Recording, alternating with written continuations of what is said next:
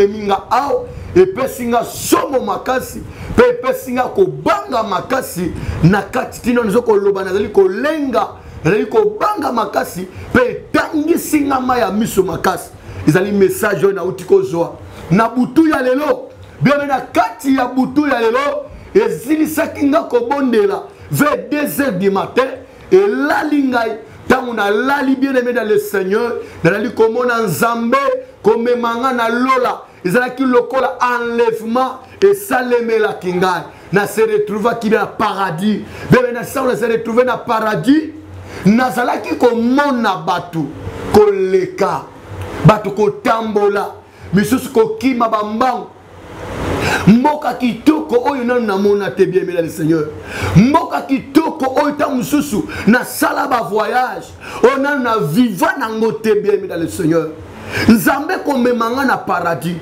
nzambe kotalisanga lola eloko ni nkolo azalaki kotalisa ngai nazalaki na kati ya paradis nzambe kotalisanga ni nazomona basi na mibali bazalaki ya kolata lolenge ebele bamisu balata ki pembe pembe bamisu balata ki barobi multicolore bamisu balata ki bilamba ndenge na ndenge nazalaki ya kotelema pe nazotala nazomona bato basimba ki ba Bible na maboko bazokende bazozonga bamisu bazokima mbango bulu yeke makasi ezalaki komona nga trouble ekotaki makasi bato bazopota mbango bamisu bazokima mbango bazokenda ba Bible na maboko nazalaki kotala esalinga somo makasi pe nazalaki kokomprendre bato bazokende wapi bazokende pe bazozonga wana ezalaki na kati ya ndoto nazwi na butu lelo alo ntango nazalaki komona bongo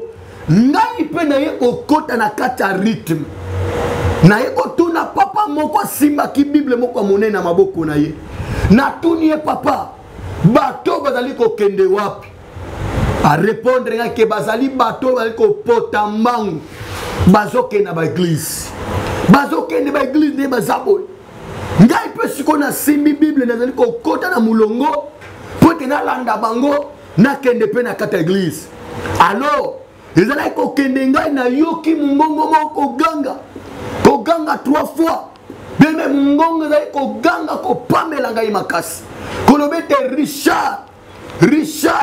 Richard mosali na ngai naye koloba nkolo na baluki natali nazoka mongongo ezokonde koloba na en espace ezali koyebisanga ete komeka kokende te bipai ozokende parce que bato nyonso oyo ozali komona bazali kokende na kata église bazali na babiblia na maboko kasi maloba na bango maloba na ngai nzambe plutôt eza kati na bango te basimbi babible bazokende na kati ya baeglise église oyo bazali kokende directement na porte ya lifelo kolanda bango te pasi bazali kokende kobunga zonga bipai boye deme nazalaki somo makasi natuni me bake kobunga ndenge ni pasi bake église te ozomona bango bazokende baeglise ekomaki discussion makasi na nkolo bazali kokende baeglise basimbi babible na maboko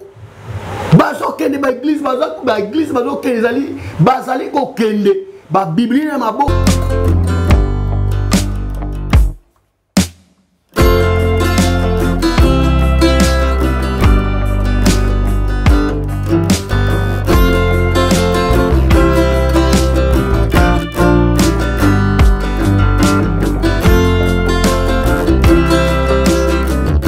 Shalom, shalom à vous les enfants de Dieu.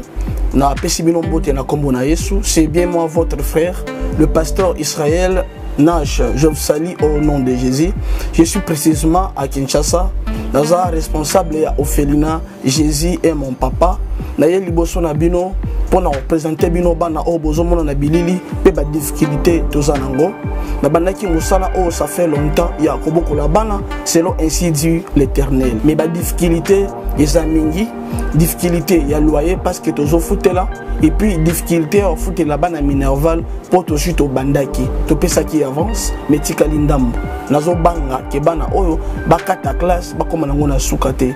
C'est pour cela Dieu m'a mis au cœur na lancer lancer message oyo na bato nyonso ya motema malamu basunga bana oyo bozomona na bilili bana oyo bozomona na bilili ndambo na jeu na rond-point Ngaba ndambo Victoire ndambo Limete et puis ndambo l'état pesingai pona bande kolanga nyonso ba congolais bobi ba réalité nini to passer nango na mboka soki nga simple individu na ndimi kozwa bana oyo na bokola na ainsi dit l'Éternel soki l'état s'est décidé to mona suba fazer na zelate c'est difficile ya osala ngonga moko c'est pour ça na so lancer appel na bana nyonso nzambe pona classe ya bana oyo pona loyer na bango kolata pe kolia na bango na osenga na bato nyonso baza cœur sensible pe baza na motema bosunga ba sunga biso pe ba salisa biso toza na commune ya Kalamu quartier Kauka référence ya monene tukangami na université Kimbangiste avenue comme on eza Marin le numéro 16 numéro de téléphone na biso pona bato balingi ba contacter biso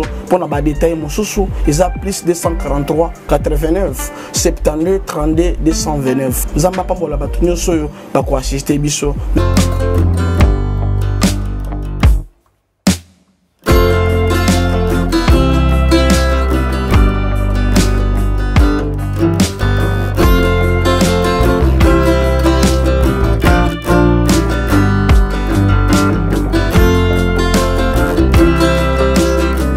Shalom, shalom, shalom, bien-aimés dans le Seigneur, que l'Éternel vous bénisse, que Dieu vous bénisse partout, Oyo Bozos Landa Bisso, Nangonga Oyo, na Asie, na Amérique, na Océanie, même en Afrique, même na Congo, que l'Éternel vous bénisse, c'est de la part de votre humble serviteur, le prophète Richard Nim, autrement dit, la machine de l'Éternel, que Dieu vous bénisse.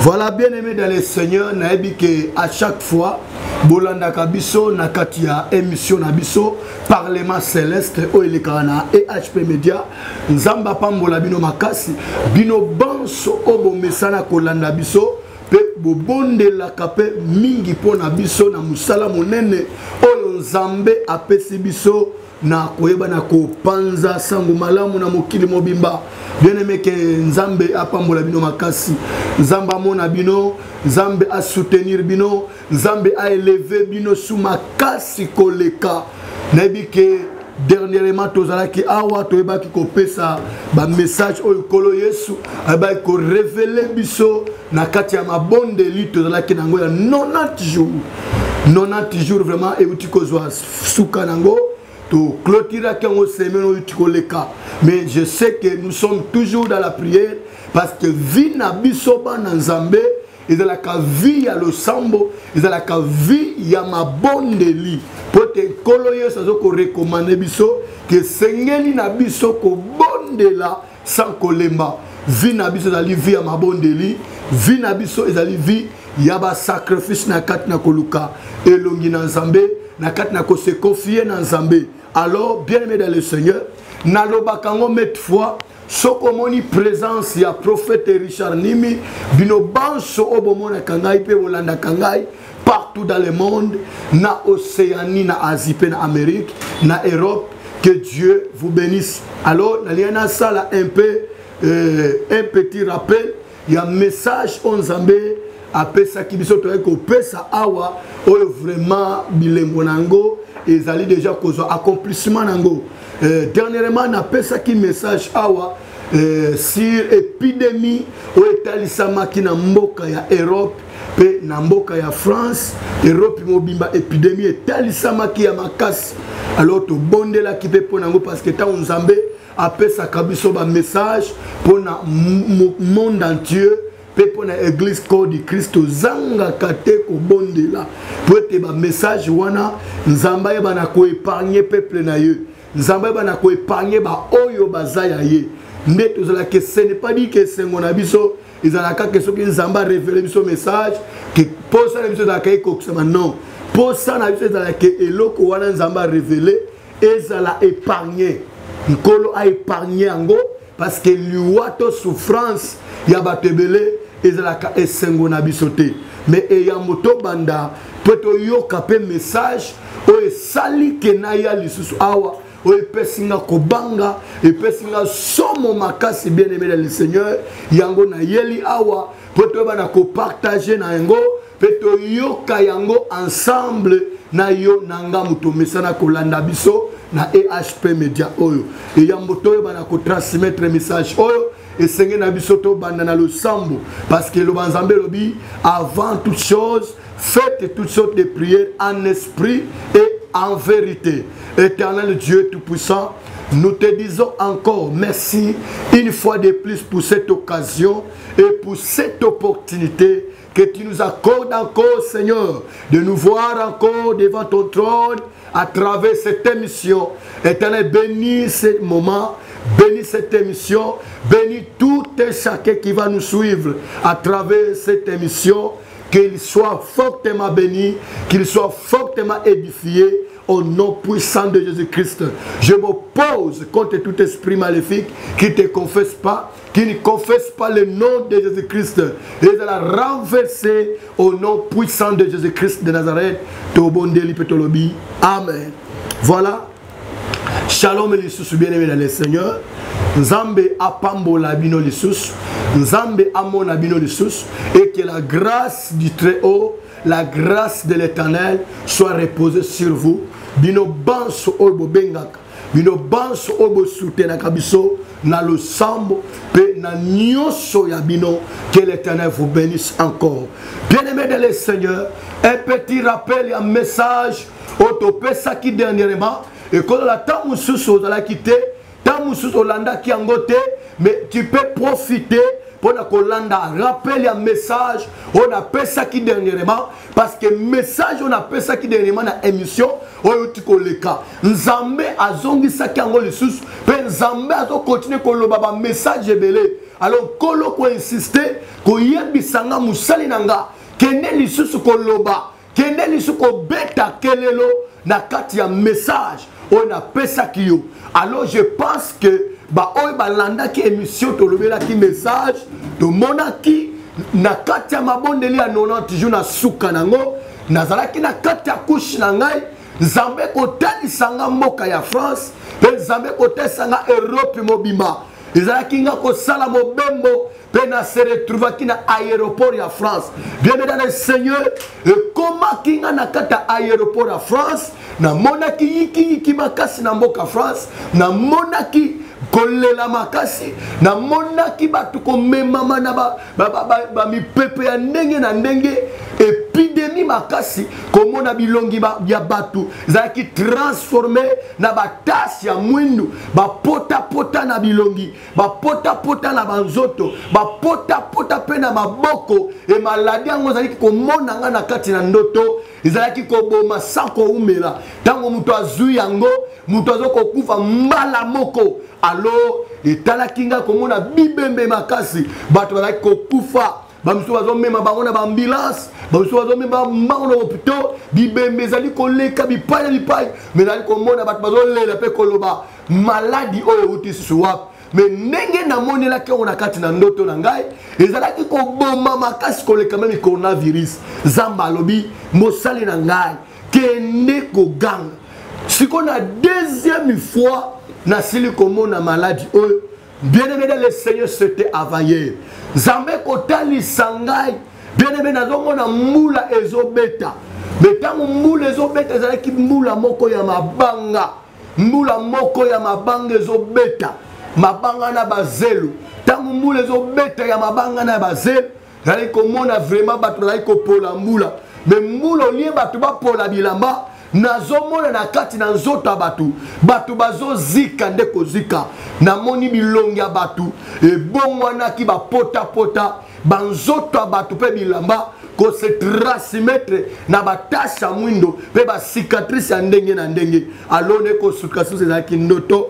Bien aimé le Seigneur, ezali lokola insistance ya Nzambe pona koyeba kokebisa toujours peuple de Dieu par rapport à message à épidémie o etalisamaki na mboka ya France o etalisamaki na Europe mobimba. Tozala toujours na kati ya mabonde bibele le Seigneur parce que le diable et Satan a une stratégie belé on a dit qu'on multiplier pour na sacrifice na lolenge ebele. Alors na lobaka chaque fois bien aimé dans le Seigneur, que kozelaka te mabe eya simanango lukanzambe, mais zalaka na kati ya losambo, zalaka na kati ya mabondeli, tino atako bitumbe koya eya kokuta yo oza na kati ya losambo. Vraiment que Dieu vous bénisse. Wana ezali insistance, il y a confirmation, il y a message, on a copé sa dernièrement. Alors, message oye meminga ao epesinga somo makasi pe epesinga kobanga makasi na kati tino nzoko loba nazali kolenga nazali kobanga makasi pe tangisinga maya miso makasi ezali message oyo nauti kozwa na butu ya lelo bien na kati ya butu ya lelo ezilisaki nga kobondela vers 2 heures du matin elali ngai tango na lali bien aimé dans le Seigneur nalali komona nzambe komemanga na lola ezalaki lokola enlèvement et salemela kingai na se retrouva ki na paradis bebe na sa on se retrouver na paradis nazalaki komona batu koleka batu kotambola misusu kokima bambango mboka kitoko oyo nanu namona te bien aimé dans le Seigneur mboka kitoko oyo ta mususu na sala ba voyage oyo nanu na viva nango te bien aimé dans le Seigneur nzambe komemanga na paradis nzambe kotalisanga lola eloko ni nkolo azalaki kotalisa ngai nazalaki na kati ya paradis nzambe kotalisanga nini nazomona basi na mibali bazalaki ya kolata lolenge ebele bamisu balataki pembe bamisu balataki barobi multicolore bamisu balataki bilamba ndenge na ndenge nazalaki ya kotelema mpe nazotala nazomona bato basimbaki babible na maboko bazokende bazozonga bamisu bazokima mbango bulu yeke makasi ezalaki komona nga trouble ekotaki makasi bato bazopota mbango bamisu bazokima mbango bazokenda babible na maboko nazalaki kotala esalinga somo makasi mpe nazalaki kokomprendre bato bazokende wapi bazokende mpe bazozonga wana ezalaki na kati ya ndoto nazwi na butu lelo alo ntango nazalaki komona bongo ngai mpe naye kokota na kati ya rythme naye kotuna papa moko asimbaki bible moko ya monene na maboko na ye natuni ye papa bato bazali kokende wapi arépondre nga ke bazali bato bazali kopota mbangu bazokende baeglise nde bazaboye ngai mpe siko nasimbi bible nazali kokota na mulongo mpo ete nalanda bango nakende mpe na kati ya eglise alors ezalaki kokende ngai nayoki mongongo moko koganga 3 fois beme mongongo ezali koganga kopamela ngai makasi koloba ete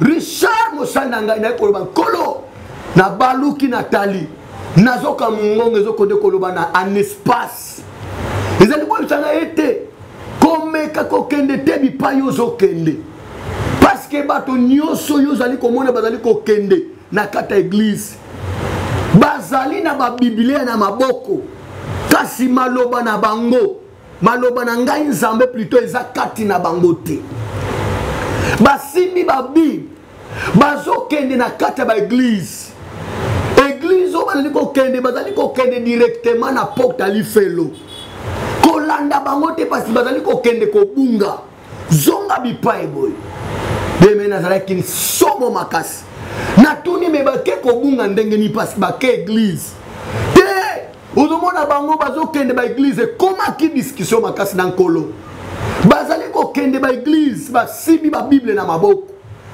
bazokende baeglise bazokende bazali kokende babiblie na maboko alors bazali kokende babiblie eza na maboko baza bato basimbi babible me ngai nzambe nalobi no mosali na nga kolanda bango te po ete babiblie basimbi kasi liloba na ngai parole na ngai ezali kati na bango te bazali bato bazali koprepare lifelo kati na bango bazali bato ngai nzambe kanda na ngai ezali kati na bango bien-aimé esalaki nga somo makasi nakomaki bien-aimé kotalatala mpe nabalaki kolenga na kati na ndoto na ngai nazalaki komituna mutuna koma bato basimi ba Bible, bato bazali kokende ba église. Comment liloba nzambe eza kati na bango te? Comment bazali kokende ba église mais bazali ko se préparer pour aller felo? Bien-aimé sala kinga mawa makasi. Et na surtout kati na ndoto na ngai, c'était un rêve. Ezala kindoto. Bien-aimé dans le Seigneur. Nzambe kobanda ko limbolela nga ndoto na kati na discernement na nzela molimo santo. Kolo koyebisa nga ete lolenge kaka yo zali komona ba onyo somona ka bakenda kana ba Bible na ba église ko kena Bible na église eza mabete. Eza mabete bien-aimé dans le Seigneur. Mais o eleki malamu ezali ke tome ma parole de Dieu kati na biso. Bien-aimé, la Bible n'est pas la parole de Dieu. La parole de Dieu ezali maloba o eza kati na Bible pe to batela yango na kati ya mitema na biso. Et loko mibale salinga somo bato bazokende na ba église mais nzambe alobelinga ke bazali moko pe ya bato bazali kobunga nzela. Oh bien-aimé dans le Seigneur, nalingi na tuna mutuna epai na yo mutozo landa ngai. Nalingi na tuna mutuna, est-ce que kokende église ezali mabe? Mais bien-aimé dans le Seigneur, comment nzamba koloba ke bato bazokende église baza bato bazoko se préparer pour na enfer? Pourquoi? Parce que lelo kosambela ya bato ekeseni, kosambela ya ba Kristo ekeseni. Ozokomona muto asimbi Biblia azokenda ndako na Nzambe, mais maloba o eza na kata Biblia eza nango te kati na motema na ye. Azali kobika parole de Dieu te kati na ye. Na yango nde komona ke ebele pe ya basali na Nzambe bamemi ba Bible na maboko, basali ba théologie, bazwi ba connaissance ya parole ya maloba oyo, mais bazali kati na maloba oyo te.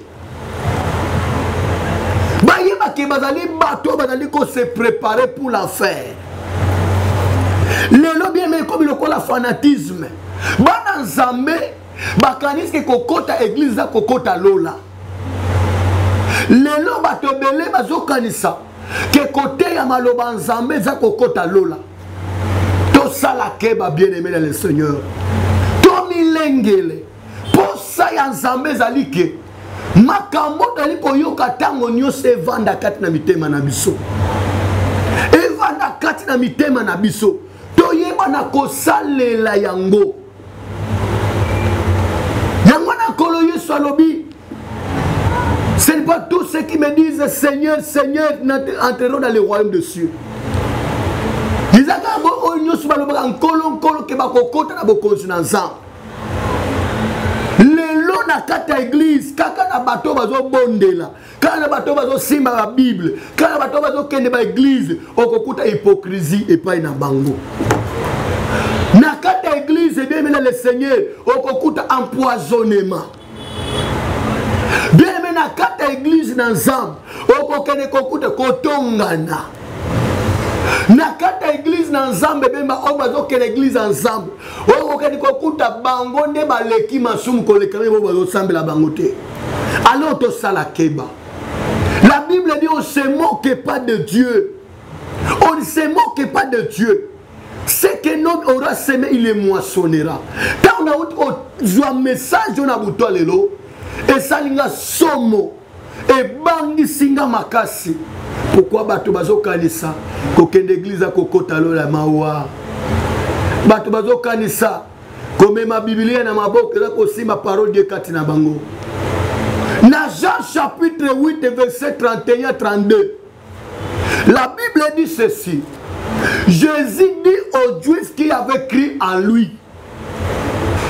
Jésus dit aux Juifs qui avaient cru en lui que si vous demeurez dans mes paroles, vous êtes vraiment mes disciples. Non si vous demeurez dans des églises. Non si vous portez la Bible. Mais si vous demeurez dans mes paroles, chers bien-aimés, demeurez dans la parole de Dieu. Si vous demeurez dans mes paroles, vous êtes vraiment mes disciples. Vous connaîtrez la vérité et la vérité vous affranchira. À ce moment, Dieu n'a pas besoin de disciples, mais il a besoin de vrais disciples. À ce moment, Dieu n'a pas besoin des adorateurs, mais il a besoin de vrais adorateurs. Alors, bien aimé dans le Seigneur, pose-toi une question.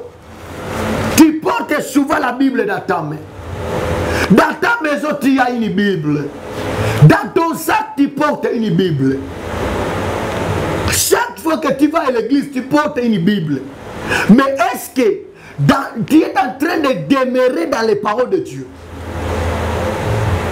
Tu connais les versets, tous les versets bibliques peut-être. Tu as fait les études bibliques. Mais est-ce que en toi tu as la parole de Dieu? Jésus a dit, si vous demeurez dans mes paroles, vous êtes vraiment mes disciples. Pas mes disciples, mais vraiment mes disciples. Il a besoin de vrais disciples.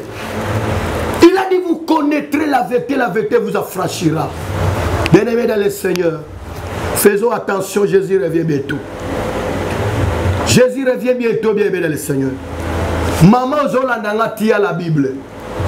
Papa Zola nanga tia la Bible. Même dans ton téléphone, tu as la Bible. Même dans ta maison, tu as la Bible. Tu vas souvent chaque fois à l'église. Mais demande-toi, pose-toi une question. Est-ce que tu vis la parole de Dieu en toi?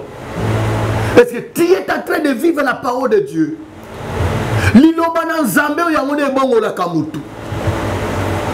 Mais si ceux qui bateau bazo kende ba église, ceux qui bateau bazo ke ko sambela, ke bazo yo kama loba nzambe, pourquoi l'empoisonnement est côté na kata église?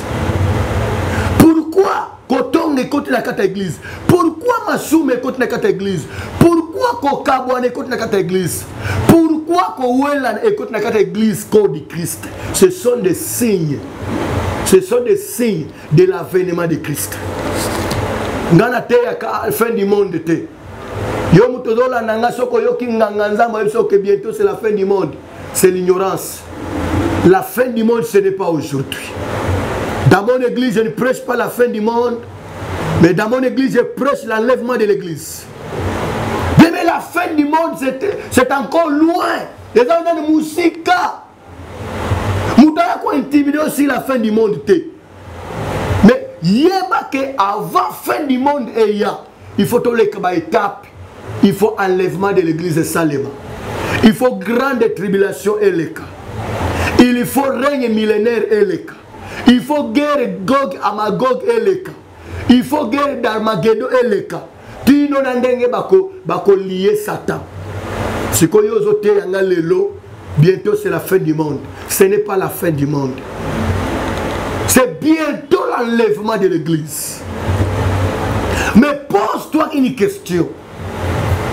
Toi qui portes la Bible dans ta main, toi qui portes la Bible dans ton sac, toi qui gardes la Bible dans ta maison, est-ce que tu gardes la parole de Dieu en toi? Toi qui gardes la Bible dans ton sac ou dans ton téléphone, est-ce que tu gardes la parole de Dieu dans ton cœur? Bien-aimé, tout ça la Keba, la parole de Dieu, c'est lui-même Dieu. La parole de Dieu, c'est lui-même Dieu. Gardons la parole de Dieu en nous. Demeurez dans la parole de Dieu. Jésus a dit que si vous demeurez dans mes paroles, vous êtes vraiment mes disciples. Vous connaîtrez la vérité vous affranchira. Bien-aimé, tout ça la Keba parce que Jésus revient. Lelo, tozo mona basi na basi wa komiko balana. Lesoni no zozo. Tozo mona mibali na mibali bazo balana. Tozo mona ba tremblement de terre. Tozo ba bruit de guerre. Tozo kama kambo ezo salima liwa ezo salima brusquement. Ce sont des signes qu'a parlé Jésus-Christ. Ce sont des signes qu'a parlé Jésus-Christ. Que quand vous verrez de telles choses,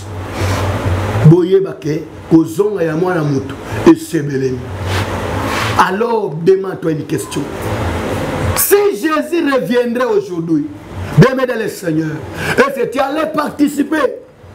Parce que les locaux allaient annoncer retour à Seigneur. pour venir prendre son église, pour venir te prendre maman. Comment tu veux demeurer dans les péchés? Tu gardes la Bible dans ta maison, mais tu ne gardes pas la parole de Dieu. Tu gardes la Bible dans ton sac, mais tu ne gardes pas la parole de Dieu en toi. Jésus a dit aux Juifs qui avaient crié en lui, si vous demeurez dans ma parole, vous êtes vraiment mes disciples, vous connaîtrez la vérité et la vérité vous affranchira. Bien-aimé, pourquoi je ne prêche pas la fin du monde, mais je prêche l'enlèvement de l'église? Ce que nous avons 1 Thessaloniciens, chapitre 4, à partir du 16e verset. Bible Zoloba, à un signal d'un archange, le Seigneur donnera un signal. Un archange sonnera une trompette. La trompette sonnera. Et les morts en Christ ressusciteront premièrement. Les morts en Christ ressusciteront premièrement. Ensuite, nous les vivants et les morts en Christ qui seront ressuscités. Et nous les vivants, nous serons enlevés à la rencontre du Seigneur dans les heures. Pose-toi une question quand la trompette sonnera. C'est pourquoi dans ma prédication, je vais parler sur un thème quand la trompette sonnera. Quand la trompette sonnera, papa où sera-t-il? Au côté kana ou bien au bout de la pata. Maman, par rapport à ce que tu es en train de faire, quand la trompette sonnera, est-ce que tu vas rencontrer le Seigneur ou bien qu'on passe la grande tribulation? Tango yangoyo, ma sœur Zoyo Kangai, Bibelobi, ne vous conformez pas au siècle présent. Mais dans le Seigneur, et lobi, soyez transformés par le renouvellement de l'intelligence. Ngonga tokomi nango ezangonga mabe. Oto ebi momate.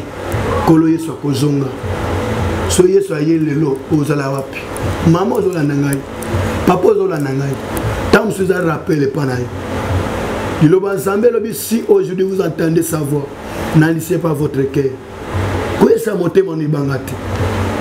Milengela, rachetez le temps. Quand les jours sont mauvais. Voilà, que Dieu vous bénisse, bien le Seigneur. Tokomina Souka, et je n'allais mettre foi que le numéro du prophète Richard est belé bazala galéja nango, l'ingana souko pesa temena pesa kaka. Plus 243 89 87 59 834. Plus 243 89 87 59 834. Bien, mesdames les seigneurs, cherchez à être orienté par les hommes de Dieu. Cherchez à être orienté par les vrais serviteurs de Dieu. Pour être tant comme ils attendent mabe. Bino banso benga ka le prophète Richard. Nazo bosanate ko sambela bino zambe. Éternel des armées, le Dieu de mes pères, le Dieu créateur, je prie au nom de Jésus-Christ.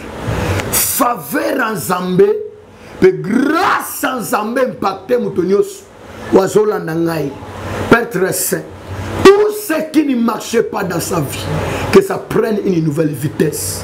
Je prie que la grâce de Dieu lui soit accordée, Seigneur. Laisse que la faveur de Dieu vous accompagne.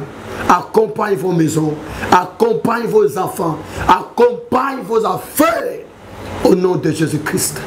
Battez la Zambie, Église Corps du Christ, même Namboka France, Namboka Asie, Europe, Océanie, Zamba Lola, Tete Omilenge, la Pote Miko, Izonga na yo Yesu, et c'est Belemi, na kombo na Yesu Christ, Tobonde le Petolobi. Amen. Voilà Zambé à Pambola Bino, Zamba Pambola Maman EHP, Zamba Pambola Bien-Aimés, que Dieu bénisse ma fille Foura, que Dieu bénisse tout le monde et que la grâce de Dieu soit reposée sur vous. Que Dieu bénisse tous les travailleurs de la EHP Média. Derrière les caméras, je vois Papa Blaise. Que Dieu vous bénisse. Je vois aussi tout le monde. Bonne guérison à Papa Charlie. Que Dieu bénisse tout le monde. Ciao.